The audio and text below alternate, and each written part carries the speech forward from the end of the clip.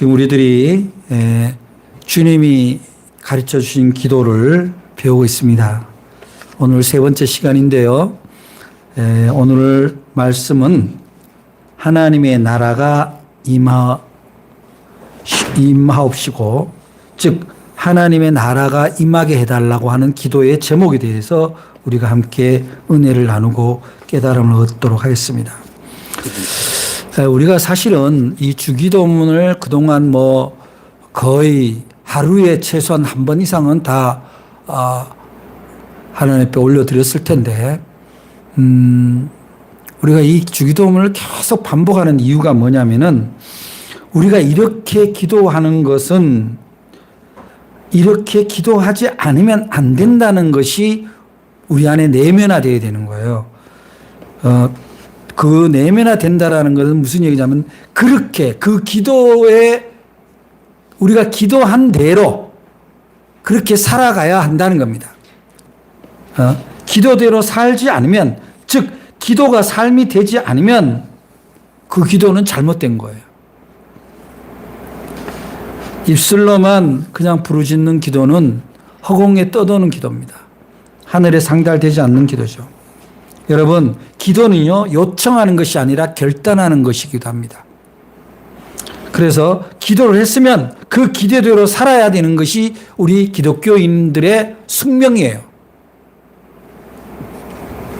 그래서 오늘 지난주에는 우리가 주님이 가르쳐준 첫 번째 기도 제목은 뭐였어요? 하나님의 이름이 거룩히 여김을 받는 것이었습니다. 하나님의 이름을 망령되지 않고 우리의 삶에서, 우리의 영에서 하나님이 영광 받으시고 기뻐할 수 있는 그런 기도를 올려드려야 된다. 그러기에는 우리의 언행이, 말과 행동, 삶의 습관이 하나님이 기뻐하는, 하나님의 이름이 구별되는 하나님의 자녀다운 그러한 모습이 나타나야 된다고 지난주에 우리가 깨달았습니다. 그럼 오늘 이 말씀이 나라가 임하옵시고 이렇게 나오는데, 나라가 무슨 나라입니까? 당연히 하나님 나라죠. 세상 나라, 대한민국이 임하옵시고 이건 아닐 거잖아요. 그렇다면 이 하나님의 나라가 임하옵시고 할 때 이 하나님 나라는 어떤 나라냐 이거죠. 잘 알아야 돼요. 여러분, 하나님 나라를 설명하려면 어떻게 설명합니까? 대부분 하나님 나라 생각하면 가야 할 곳을 생각해요. 내가 천국에 가야지. 어떤 지점을 이야기합니다. 그런 어떤, 말하자면 영토 개념 같은 거죠. 그런데 하나님의 나라가 임하옵시고를 하는 거 볼 때는 나라가 영토 개념이 아니라 오는 개념이잖아요. 가는 개념이 아니라 내려오는 개념. 나한테 오는 개념이에요. 이 땅에 오는 개념이에요. 그래서 이거를 잘 이해를 못하면 어떤 일이 벌어지냐면은, 마치 어디에 가서 땅 밟기 해서 거기다가 교회를 세우고 거기서 사람들을 전도해서 교회에다 채워 넣으면 거기가 하나님 나라가 임한 걸로 오해를 합니다. 하나님 나라로 가는 방법일 수는 있으나 그 자체가 하나님 나라가 이루어지는 게 아니에요. 중세 십자군 전쟁이 어떤 겁니까? 십자가를 들고 타 민족의 땅에 가서 그 땅을 점령하면 거기가 하나님 나라가 되는 걸로 오해를 했습니다. 그렇지 않습니다. 하나님 나라는 땅을 차지하는 개념이 아니에요. 지금도 그렇게 하죠. 몇 해 전에 멀쩡한 다른 종교 사찰에 가서 거기서 땅바닥에 도 빙빙 돌고 심지어 불도 지르고, 그러면 거기가 하나님 나라가 됩니까? 철저하게 하나님 나라를 어떤 땅의 개념, 그렇게 오해를 했기 때문에 하나님 나라가 이 땅에 제대로 임하지 않는 거예요. 그 사람들에게, 그런 잘못된 하나님 나라를 오해한 사람들이 정말 하나님 나라를 바르게 이해했다면 오늘날 기독교가 세상에 금신거리가 되거나 손가락질 받는 일은 줄어들었을 거예요. 그때도 얼마나 욕을 먹었습니까? 과거에 모 교회가 팔레스타인 지방의 그 극심한 그 탈레반들이 있던 곳에 선교를 한다고 가서 많은 사람, 그 목회자를 비롯해서 목숨을 잃었습니다. 그렇게 가는 것이 하나님 나라의 영토를 차지하는 게 아닙니다. 가지 말라는 것도 안 하지만 그게 아니라는 거예요. 그래서 우리는 하나님의 나라 할 때는 우선 나라 그러면은 국가의 세 요소가 뭐예요? 여러분들 다 사회 시간에 다 배웠죠. 첫 번째가 물론 영토입니다. 두 번째 국민이죠. 백성이죠. 세 번째 뭐예요? 주권이에요. 근데 영토, 백성 이 중에 가장 빈약한 게 뭐냐면은 사실은 영토 개념이에요. 영토 개념은 희박합니다. 얼마든지 변화되고요. 근데 백성이 없으면 나라가 안 되는 거죠. 근데 그 중에 제일 중요한 게 뭐냐면 우리가 일제시대 때 일제의 불법적인 침탈로 인해서 나라를 빼앗겼다 그럴 때 뭘 빼앗긴 거예요? 땅도 있고 백성도 있는데 뭘 빼앗긴 거예요? 주권을 빼앗긴 거예요. 그래서 하나님 나라에 있어서는 어떤 주권, 그 민족, 그 국가에 맞는 주권이 있어야 그게 나라가 되는 거예요. 껍데기만 있으면 뭡니까?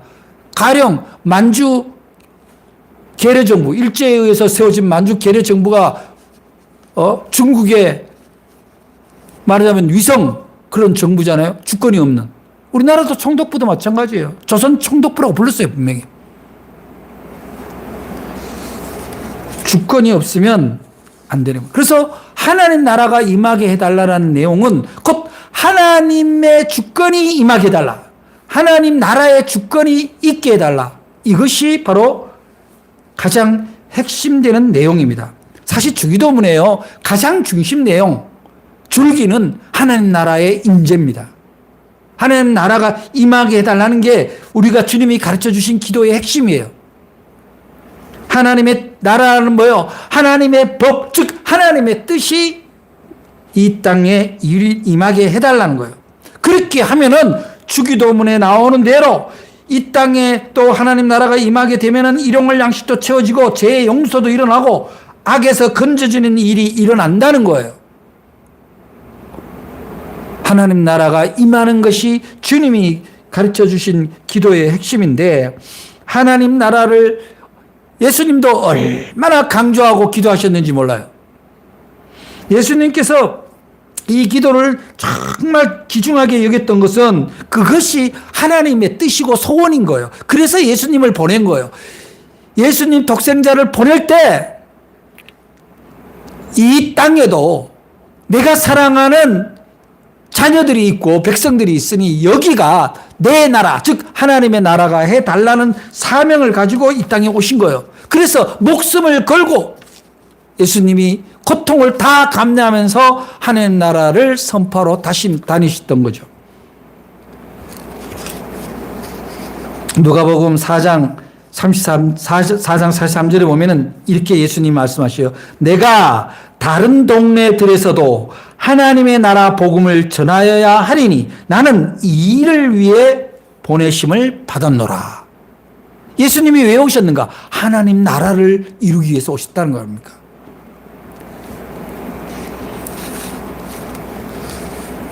누가복음의 저자 누가는 그 데아빌로에게 복음을 전하는 편지가 바로 사도행전인데 거기에서 1장 2절 3절에 뭐라 그러냐면 데오빌로여 내가 먼저 쓴 글에는 무릇 예수께서 행하여 가르치시기를 시작하신부터 그가 택하신 사도들에게 성령으로 명하시고 승천하신 날까지의 일을 기록하였느라 그가 고난받으신 후에 또한 그들에게 확실한 증거를 친히 살아계심을 나타내사 40일 동안 그들에게 보이시며 뭐라 그러냐 결론이 하나님 나라의 일을 말씀하시니라 이렇게 기록하고 있습니다.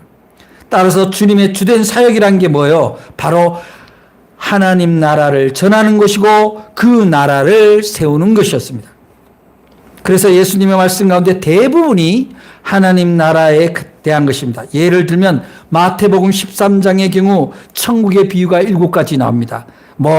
천국의 비유를 하면서 천국은 좋은 씨를 제 밭에 뿌린 사람 같다. 천국은 마치 사람이 자기 밭에 갖다 겨자 씨를 뿌리는 것 같다. 천국은 마치 여자가 가로 서말 속에 넣어서 부풀게 하는 누룩과 같다. 이런 비유를 하는 것도 하나님 나라의 비유잖아요. 그래서 사도들의 사역도 역시 하나님 나라를 전하는 일이었습니다. 사도행전의 마지막 20장인 28장에 보면 바울의 사역이 이렇게 마무리되고 있습니다. 바울이 온 태를 자기 셋집에 머물면서 자기에게 오는 사람을 다 영접하고 31절에 하나님 나라를 전파하며 주 예수 그리스도에 관한 모든 것을 담대하게 거침없이 가르치더라. 이렇게 하나님 나라가 임하는 것이 얼마나 중요하면은 예수님이 독생자가 이 땅에 오시고 또 그분의 중요한 사역이 되었고 또 그분들의 제자들의 삶이 되었는가, 이거를 우리가 깨달아야 됩니다. 하나님 나라를 알지 못하는 가운데서 날마다 중복되고 반복된 그런 중언부언의 기도를 드린다는 것이 얼마나 우리의 신앙이 허무맹랑하고 값싼 은혜를 구하는 건가 우리가 돌아보게 된다는 거죠. 하나님이 천지 창조하시고 만물을 다 창조하시고 여기에 하나님 닮은 영장 사람을 만들었을 때는 여기도 하나님 나라처럼 되게 하나님 나라였던 거예요. 그야말로 서로 싸울 일이 없고 발가벗고 있어도 부끄럽지 않는, 정말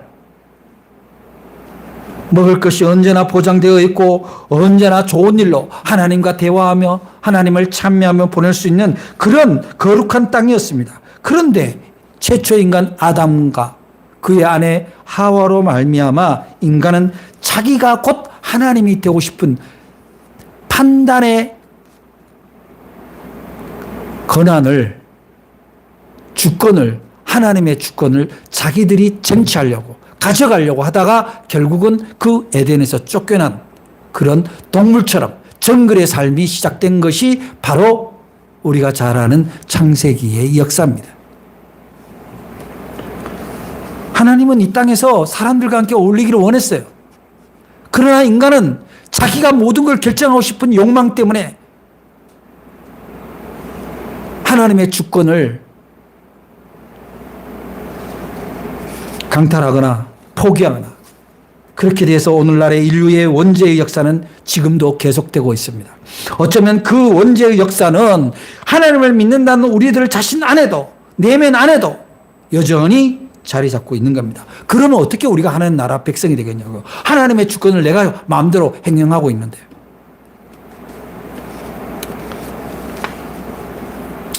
그래서 우리는 결국 이 성경 66권에요. 전체적으로 간통하는 얘기는 뭐냐면 우리가 하나님 나라가 우리에게 임하려면 어떻게 돼야 되고 우리가 하나님의 백성이 되면 어떻게 살아가야 되는가에 대한 이야기입니다. 다시 한번 강조합니다. 하나님 나라는 가는 곳이 아니에요. 목적지가 아니라 현재의 진행형이고 지금입니다. 임해야 되는 거예요. 그렇기 때문에 우리는 신앙이 필요한 겁니다. 그럼 하나님 나라는 어떻게 임합니까? 우리가 하나님 나라가 임하옵소서 이렇게 기도할 때 어떻게 임하는지를 알아야, 그게 뭘 의미하는 건지를 깨달아야 그 기도가 내 안에서 내면화될 수가 있는 거예요. 그 기도대로 살아갈 수가 있는 겁니다. 그 첫째는 하나님의 나라는 하나님께로 돌이키는 걸로부터 시작합니다. 내 마음대로 살던 인생에서, 내가 내 인생의 주권자로서 살던 것에서, 내 나라로 만들던 것에서 하나님 나라에 내가 돌아가는 마음입니다. 하나님의 주권으로 내가 돌아가는 겁니다. 회개는 단순하게 무슨 잘못을 반성하고 후회하는 개념이 아닙니다. 철저하게 하나님에게로 나를 돌이키는 상태, 그 상태가 회개입니다. 오죽하면 예수님이 마태복음 4장 17절에서 예수께서 비로소 전파하여 이르시되 회개하라 천국이 가까이 왔느니라. 마가복음 1장 14절 15절에서도 요한이 잡힌 후 예수께서 갈릴리에 오셔서 하나님의 복음을 전파하여 이르시되 때가 찼고 하나님의 나라가 가까이 왔으니 회개하고 복음을 믿어라. 하나님의 나라의 전제는 이미 하나님 나라는 우리 옆에 와 있는데 우리가 그 하나님 나라로 우리의 영이, 우리의 삶이 돌이킬 때 가능하다라는 거예요. 그래서 그 회개의 이야기를 하기 위해서 하나님 나라로 돌아와서 하나님의 주권 안에서 사는 삶을 위해서 예수님이 비유로 얘기한 게 뭡니까? 탕자의 비유 아닙니까? 누가복음 15장. 지 마음대로 아버지 거를 달라 그래가지고 나가서 마음대로 살다가 다 탕진하고 나서 결국은 아버지께로 돌아오는. 그러나 아버지께 돌아왔을 때 아버지가 돌아왔다는 사실 하나만으로도 잔치를 베풀고 용서하고 그에게 좋은 옷을 입히고, 이것이 하나님의 사랑 아닙니까? 하나님 나라로 돌아온다라는 기쁨입니다. 하나님 나라로 돌아올 때의 은혜입니다. 여러분, 여러분의 삶이 여러분 마음대로 결정하던 것에서 여러분이 하나님의 주권 안으로, 하나님의 뜻으로 돌아오는 게 필요합니다. 그리고 돌아온 다음에는 어떻게 하는 거예요? 우리가 세례를 받을 때 어떻게 합니까? 당신이 이제 하나님의 뜻, 즉 성경을 따라서 살아갈 것을 작정하십니까? 이렇게 물어봅니다. 다 아멘하죠. 그러나 삶을 보면은 그 성경대로 살아가느냐 물어보면 정말 자신 있게 대답하기가 어려워지는 때가 너무나 많습니다. 그래서 하나님께로 돌아왔다면 그 사람의 삶은 어떻게 바뀌어야 되냐면 바로 하나님 나라가 내 안에 임했고 내 삶에 임했다면, 즉 하나님의 주권에, 하나님의 뜻에, 하나님의 말씀에 순종하는 겁니다. 순종의 단계가 이루어지지 않으면 그 돌아온 회개마저도 무효가 되는 거예요. 하나님의 나라는 하나님이 통치하는, 하나님의 주권이 이루어지는 곳인데, 이루어지는 시간인데, 그런데 거기서 그 주권에 순종하지 않는다면 돌아온 게 무슨 의미가 있어요? 우리는 하나님의 나라에 들어간다는 것은 회개를 통해서 그의 백성이 되었고 하나님을 예배하고 순종하는 백성이 되었다는 것을 의미하는 겁니다. 그래서 여기서 중요한 게 뭐냐?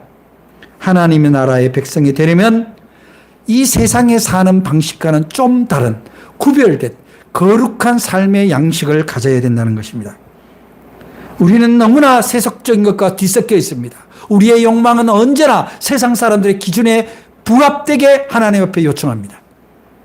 좀 더 많은 것을 갖고 싶고, 좀 더 높아지고 싶고, 좀 더 인정받고 싶고, 누구한테? 세상에, 사람들에게. 자기 가시욕이 우리의 기도 속에 도사리고 있지 않습니까? 열등감, 비열함, 이런 것들을 감추기 위해서 하나님을 오히려 이용하는 그런 일은 없습니까? 하나님의 나라는 그런 나라가 아니에요. 내가 좀 부족하고 내가 조금 억울하더라도 하나님의 뜻이 사랑이고 하나님의 뜻이 평화면, 하나님의 뜻이 화해면 내가 그것을 기꺼이 선택할 수 있는 그 용기, 그 믿음, 그리고 그 순종입니다. 그것이 바로 하나님 나라에서 사는 순종의 모습입니다. 그게 어려우니까 어떻게 하는 거예요? 우리가 성령의 임재를, 성령의 열매를 간구하게 되는 거죠. 하나님 나라에 대한 확고한 믿음이 있는 사람들은요, 또 거기에 순종하는 사람들은요, 누구하고 그렇게 대바라지게 그렇게 싸우지 않습니다. 그게 의미가 없다는 것을 일찍이 깨닫게 되거든요. 그런 모습이 하나님의 나라의 모습이 아니기 때문에, 하나님 자녀의 모습이 아니기 때문에 굳이 치열하게 사람하고 다툼을 가지지 않습니다.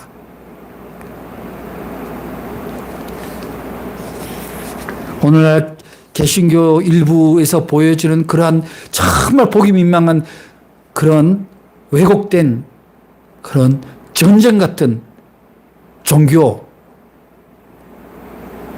저는 그걸 왜곡된 종교 체면이라고 봅니다. 하나님 나라 주권에 대한 무의식, 비의식,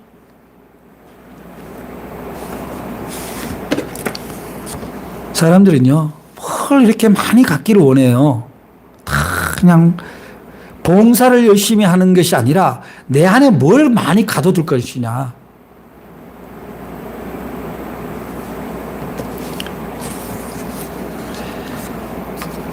여러분 누가복음 12장에 나오는 어리석은 부자 얘기가 있죠. 그 사람이 맨날 창고에 넣어놓고 그 창고에 얼마나 무엇이 들었는가를 봅니다. 그런데 예수님이 뭐라고 그래요? 응?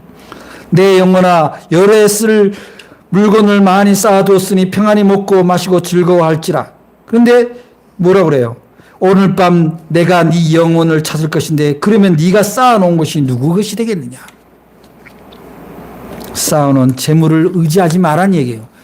재물이 필요하긴 하지만 재물이 우리의 우상이 되어서는 안 된다는 겁니다.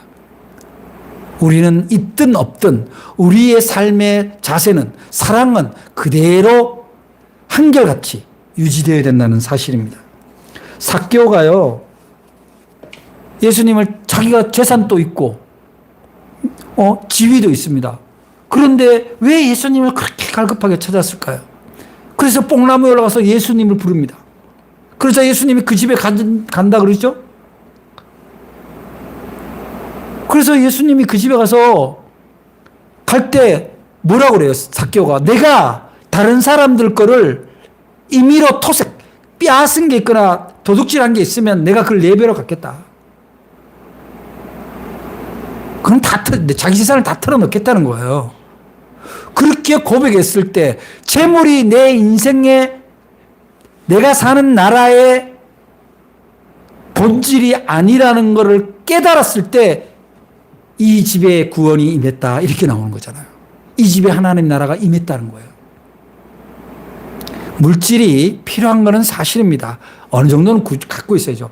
내가 불성실하게 살아야 된다는 건 아니에요. 내가 가난한 거를 그냥 가난한 채로 살아가라, 물질이 다 가라, 그런 개념이 아니에요. 우리가 주어졌으면 성실하게 일하고 알뜰하게 살고 저축하고, 이것은 아주 기본적인 삶의 자세예요. 그런데 내가 물질을 더 얻기 위해서, 내 명예를 더 얻기 위해서 누군가를 속이고 누군가를 짓밟고 법망을 교묘히 피해서 자기 욕심을 취한다면 그것은 결단코 하는 나라를 소유할 수 없는, 임하지 않는 모습이라고 할 수 있는 거죠. 그래서 우리가 이렇게 하나님 나라를 우리에게 임하게 해달라고, 이 땅에 하나님 나라가 임하게 해달라고 기도하는 것은, 그러면 우리는 맨날 양보하고 맨날 손해보고 맨날 찌그러져 있어야 된다, 그런 얘기가 아니에요. 주기도문에 보면은 그 뒤에 우리에게 주시는 축복이 다 나오잖아요. 하나님 나라는 어떤 나라입니까? 예수님이 보여주신 것을 보면 알아요. 하나님 나라를 보여주기 위해서 예수님이 공생애를 하셨는데, 누가복음 10장 8절부터 9절에는 어떤 이야기가 있어요? 어느 동네에 들어가든지 너희를 영접하거든 너희 앞에 차려놓은 곳을 먹고 거기 있는 병자들을 고치고 또 말하기를 하나님 나라가 너희에게 가까이 왔다 하라. 마태복음 4장 23장에는 예수께서 온 갈릴리에 두루 다니사 그들의 해당에서 가르치시며 천국 복음을 전파하시며 백성 중에 모든 병과 모든 약한 것을 고치시니, 여기서도 역시 천국 복음을 전파하는데 이 사역들이 뭐냐면은 대부분이 치유 사역이에요. 하나님 나라가 임했다는 건 회복이 된다는 거예요. 치유가 된다는 겁니다. 근데 병들을 보면 대부분이 자기의 한도를 넘어선, 자기 한계를 넘어선 욕심이 빚어내는 질병들이 많거든요.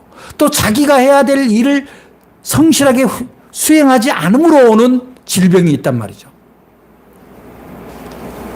그래서 모든 병과 악은 결국은 우리의 죄성 때문인데, 예수님으로 말미암아 그 죄의 뿌리가 완전히 사라지고 하나님의 통치가 임하는 것을 우리가 예수님의 공생에서 우리가 볼 수가 있다는 거죠. 그렇다면 오늘날에도 살아계신 하나님이 우리 안에 임하시면 우리의 질병이 물러간다는 거예요. 여러분, 하나님이 여러분 자신에게 질문해 보세요. 내가 사는 지금 삶의 습관이 하나님 보시기에 건강한 삶의 습관인가? 자기 자신이 너무나 잘 압니다. 그런데도 불구하고 우리는 그 습관을 그대로 따라서 살죠. 내일 하지, 모레 하지. 마셔서는 안 되는 걸 즐겨 마시고, 태워서는 안 되는 걸 즐겨 태우고, 가서는 안 되는 곳을 즐겨 가고, 움직여야 될 때 안 움직이고, 움직이지 말아야 될 때 움직이고. 이것이 하나님 나라가 내 안에 임하지 않고 하나님의 주권이 나를 지배하지 않으면 일어나는 일들입니다. 그런데 하나님의 뜻이, 하나님의 주권이 나 안에 임하고 내가 거기에 순종하면 그러한 질병을 퇴치하고 물리칠 수 있는 하나님의 지혜가 나의 삶에서 나타나게 된다는 거예요. 돈 씀씀이란 게 다 그런 거예요. 몸 씀씀이 다 그런 겁니다. 하나님 나라의 가장 근본적인 축복은 뭡니까? 바로 죽음을 이기고 영생을 얻는 거죠. 부활을 얻는다는 거예요. 마태복음 10장 7절로부터 8절에 이렇게 말씀합니다. 전파하여 말하되 천국이 가까이 왔다 하고 병든 자를 고치며 죽은 자를 살리며 나방한 자를 깨끗하게 하며 귀신을 쫓아내되 너희가 거저 받았으니 거저 주라. 예수님께서는 사역 기간 동안에 사람을 부활시키는 사건이 3번 나옵니다. 그 기사가 3번 나오는데 하나는 갈리의 딸, 즉 마태복음 9장 18절에 나오는 18절로부터 그 후에 나오는 이야기고 그 다음에 나인성 가부의 딸, 그 다음에 나사로 이 3사람을 하나님이 예수님이 살리는 장면이 나오는데 이거는 뭘 의미하냐면은 바로 죽음을 이기는 믿음을 얘기하는 거예요. 죽음을 이기는 믿음.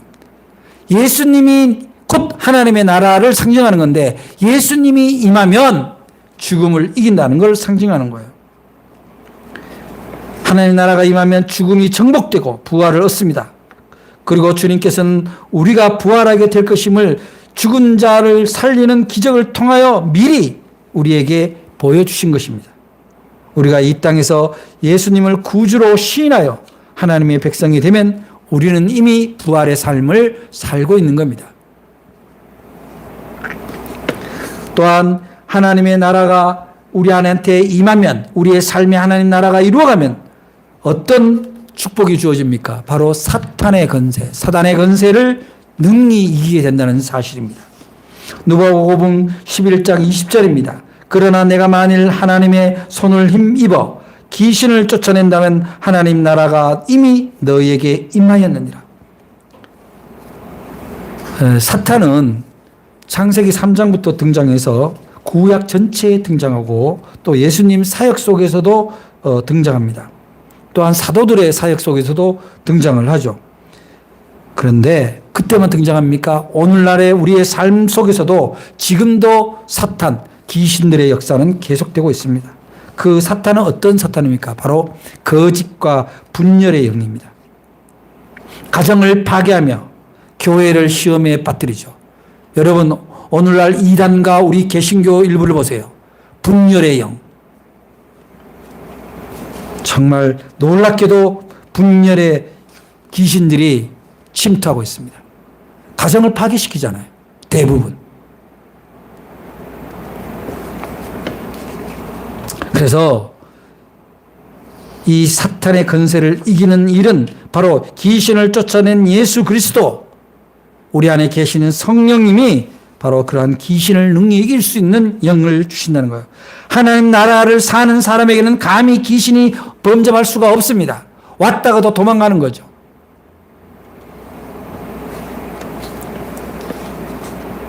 그 다음에 하나님 나라가 임하면은 무엇이 우리에게 축복을 옵니까? 바로 화평이 온다는 거예요. 즉 평화가 온다는 사실입니다. 아까도 말씀드렸다시피 아버지의 뜻을 어기고 아버지의 자산을 가지고 세상에 나가서 탕진했던 아들이 돌아와서 얻은 것이 뭡니까? 아버지에게 돌아와서 얻은 것이 부요가 아니라 바로 평화입니다. 화해입니다. 그것이 바로 하나님 나라의 모습이기 때문에 그렇습니다. 삭개오 역시 마찬가지입니다. 자기가 세무 공무원으로 세무서장으로 명예도 얻었고 또한 부조리한 것으로 부자도 되었지만 그것이 자신의 인생을 행복하게 하지 못했다는 것을 깨닫고 그 모든 것을 포기하고 하나님에게로 돌아왔을 때 그는 비로소 평화를 얻을 수 있었고 동족 간의 화해를 얻을 수 있었다는 사실입니다. 사랑하는 여러분, 우리는 이러한 하나님 나라가 임재하는 것을 통해서 결국은 하나님 나라의 의와 평강과 희락으로 우리의 삶이 좀 더 자유롭고 좀 더 평화로운 삶을 살 수 있다는 거예요. 그래서 바울은 로마서 14장 7절에서 하나님의 나라는 먹는 것과 마시는 것이 아니요 오직 성령 안에 있는 의와 평강과 희락이라고 분명히 이야기했습니다. 우리가 하나님 나라를 산다고 할 때 우리가 이러한 고백이 있냐는 거예요. 성령 안에서 우리가 의와 평강과 희락이 있냐? 이렇게 물어보면 내가 지금 하나님 나라를 사는지, 여전히 세상 속에서 혼돈 속에서 살아가는지 너무나 명료하게 알 수가 있습니다.